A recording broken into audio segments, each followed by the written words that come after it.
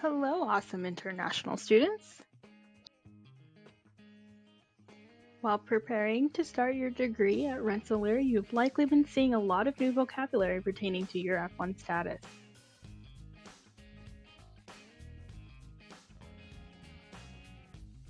Have you felt lost or maybe confused by these terms?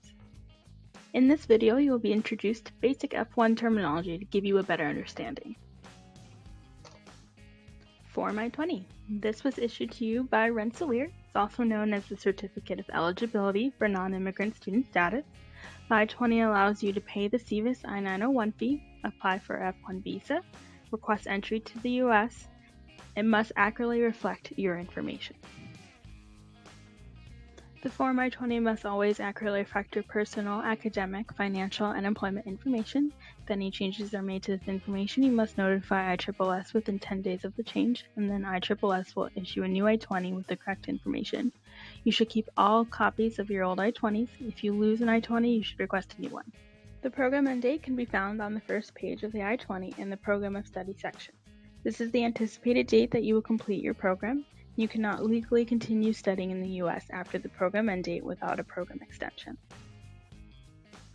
The date listed will be used to determine the window of time you can remain in the U.S. after your program ends, apply for employment benefits, and more. Make sure you are paying close attention to this date.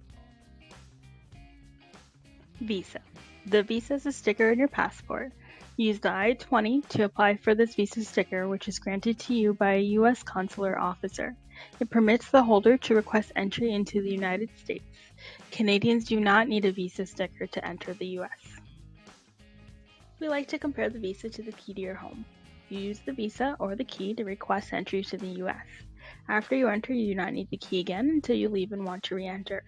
Once inside, you can remain in the U.S. with an expired visa as long as you still have status. However, you would need a new visa in order to return. Visa status. The U.S. Department of State is the government agency that issues the visa according to your purpose for entering the U.S. Those who come to the U.S. with the purpose of studying at a U.S. institution can be granted F1 status. Certain requirements must be met in order to remain in status. Your F1 visa must be provided upon entry to the U.S. to be admitted in F1 status. I-94 record. You can see what status you are admitted in along with additional important entry information on your most recent I-94. This can be accessed online unless you entered via a sea or land port of entry, in which case you will receive a paper copy of the I-94. Check the I-94 record and save it for your records after every entry into the U.S. Notify ISSS immediately if the information is not correct. Pay close attention to the status and admit until date. You should be in F1 status, and the admit until date should say D/S, which stands for duration of status, meaning you can stay for the length of your program. SEVIS. SEVIS stands for Student and Exchange Visitor Information System. It is managed by SEVP, which falls under the Department of Homeland Security. It's an online system where the I-20 is created and updated. This is where student information is stored and monitored. SEVIS registration. All F1 students must be registered each semester in SEVIS. This tells the government that you are studying full-time or the equivalent of full-time as deemed by the institution and are otherwise maintaining your F1 status. Students are not required to be registered in the summer as this is the annual vacation. Over the summer, students can choose to enroll part-time, full-time, or not at all.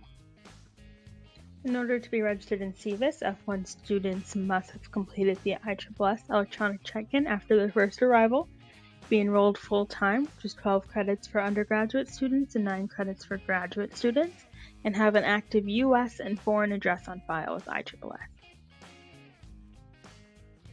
Principal designated school official and designated school official. These are the professional staff who update and monitor international student information, including creating the I-20. The PDSO and DSO work for the institution, not for the government.